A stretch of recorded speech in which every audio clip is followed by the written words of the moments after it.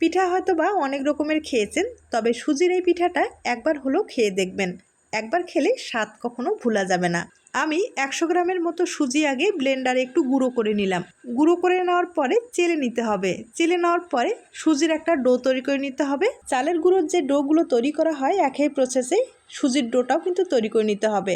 সুজির ডোটা খুব ভালোভাবে মথে নিতে হবে। এরপরে ডিজাইনগুলো তৈরি করে নিতে হবে। আমি ছোট্ট একটা লিচি কেটে নিলাম। এরপরে একটা শন দিয়ে আমি ডিজাইন তৈরি করে নিলাম। সাইডের অংশগুলো একটা কলম অথবা পেন্সিল দিয়ে কিন্তু ডিজাইনটা তৈরি করে নিতে পারেন। এই পিঠাগুলো তৈরি করতে কিন্তু বেশি সময় লাগে না, খুব কম সময়ে ঝামেলা ছাড়া অনেকগুলো পিঠা তৈরি করা যাবে। এরপরে তেলে ভেজে নিতে হবে। তেলে কিন্তু একটু সময় নিয়ে মুচমুচে করে ভেজে নিতে হবে। পিঠাগুলো ভেজে নেওয়ার পরে এদিকে চিনির শিরা তৈরি করে নিতে হবে। আর চিনির শিরাটা কিন্তু একটু ঘন করে তৈরি করে নিতে হবে। এরপরে শিরাই পিঠাগুলো দিয়ে আপনারা গরম গরম পরিবেশন করুন, আর নিজেরাই বুঝতে পারবেন পিঠাটা কতটা লোভনীয় হয়েছে।